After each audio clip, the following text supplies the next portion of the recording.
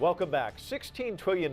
That's what the U.S. government owes. The debt is the difference between what the United States has collected in revenue and how much it has spent since the country was born. Let's look at the breakdown for you. The United States owes $5.6 trillion, or 35% of its debt, to foreign countries, including China and Japan. But $10.4 trillion, or 65% of that debt, is held domestically by the Social Security Trust Fund, banks, mutual funds, and others. When President Obama took office, the U.S. debt was $10.6 trillion. 4 years later, the debt has grown to $16 trillion.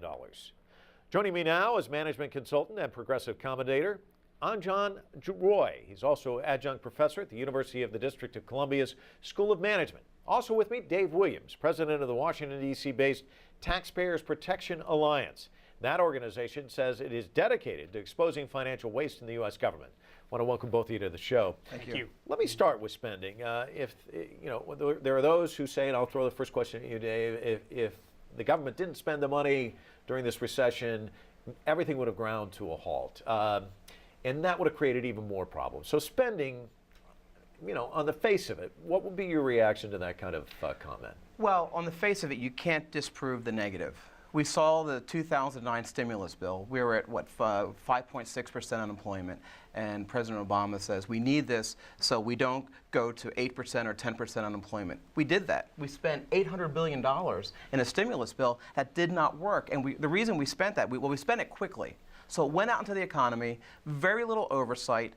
But you have to do that if you want to stimulate the economy. It just didn't work. Government spending doesn't work. Look at the state of West Virginia. Senator Robert Byrd, when he was alive, sent a lot of money back to that state with federal contracts, grants, earmarks. It's still one of the poorest states in the country. Government spending does not create wealth. Entrepreneurs create wealth, businesses create wealth. And John, I'll give you a shot at this too. Well, first of all, when the president took over, the economy was contracting at 9% a year in the fourth quarter of 2008. Okay, we have not seen numbers like that since the 1930s. Literally, not in any of our lifetimes. The economy was losing 800 to 900,000 jobs per month. On top of that, sure, there was a stimulus bill. It was $500 billion in spending, $300 billion in tax cuts. So let's make that very clear. It was 3/8 tax cuts, 5/8 increased expenditures. So that's the next point. Now, we can run counterfactuals, but the reality is, with the economy contracting at the level it was contracting, the stimulus that would have been required under those conditions would actually have been higher, and it should have been better designed. I agree that it shouldn't have been as heavy on the tax cuts, because we know that when the economy is depressed, particularly, and this one is very, very key, particularly in a post-financial crisis environment where we went through a 30-year credit bubble, private sector balance sheets are in terrible shape, and they're going to be going through a period of balance sheet repair. But the last thing you do is squeeze out the private sector, and we saw that with the stimulus bill. We saw $7 billion in broadband, in internet broadband grants that were going out to states that were competing with the private sector, with these local companies. That doesn't help the economy when the government takes over that role in the economy. But what about Anjon's point, and I've heard this from other economists, that the president didn't shock the system enough, that he should have funneled even more spending out there to really get things going? Well, that's just, look at our debt, $16 trillion. We're not getting any better. The president said that he wanted to have that deficit. He wanted to go from $1 trillion in deficit to $500 billion. He has done nothing to do that. And you can't spend your way out of a credit card mess. And that's what he's tried to do, is to spend his way out of this credit mess. Well, look, I'm glad that you did admit, because many conservatives forget that the president inherited a $1.2 trillion deficit, Absolutely. And that is now again still 1. So he has not doubled the size of the deficit. The deficit has. Well, you can't take credit for not doubling. Well, I understand he's not doubled it, which is the rhetoric I usually hear. Now, it is true that the deficit has not come down, but he has not doubled it. It's pretty much flatlined since he took office. Okay, so that's the first thing.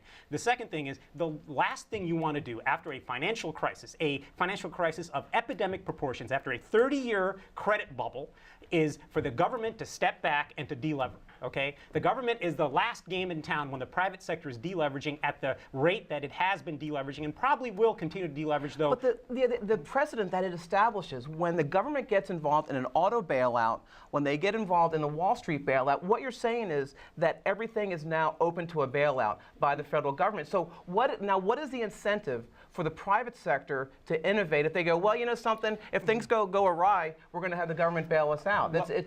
We need market forces, not government forces. I'll give you a chance to answer this, but we got to move on. But go ahead.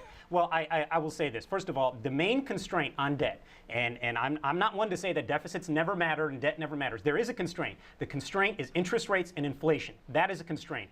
Conservative talk about cutting the so-called entitlement programs. And just to give our audience a bit of background, Medicare and Medicaid, these are government-subsidized health care programs for older citizens, the poor, Social Security, which is a retirement pension, as well as unemployment benefits, also some of the areas they're talking about. But doesn't cutting these programs really hurt the older people, the poor people, the vulnerable people in our society? And that seems to be the target when conservatives start talking about cutting. It's not defense. First thing they aim at is we got to rein in these entitlements. And that's a huge mistake. They should look at defense first. There is a lot of waste, fraud, and abuse in the Department of Defense. Senator Coburn came out with a report, $68 billion, cooking classes, apps for your iPhone. $68 billion worth of those. Defense should be first, but we have to look at entitlements. 70%, almost 70% of government spending is going to entitlements. You can't ignore that big a chunk of the budget. And if we look at spending cuts in the past, we have not seen any spending cuts. The Budget Control Act of August of 2011, those were fake spending cuts. It really was, so we need to address defense first and entitlements because that's where the money is. Are they out of control, the entitlement programs? First of all, Medicare and Social Security, in this year's deficit of $1.1 trillion, it has come down a little bit.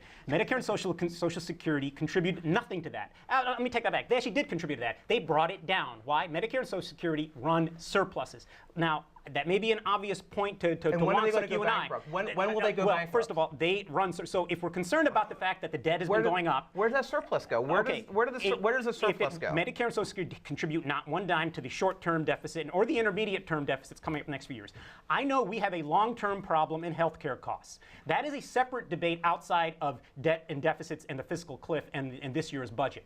We have a long-term healthcare cost problem that affects private health insurance players and affects the public health insurance players like Medicare and Medicare and Medicaid, and we need to address that. And maybe there's a grand bargain there that can be had, but that is not to be confused with the fiscal cliff. There is a fake surplus in Medicare and Social Security. Those two programs are going bankrupt.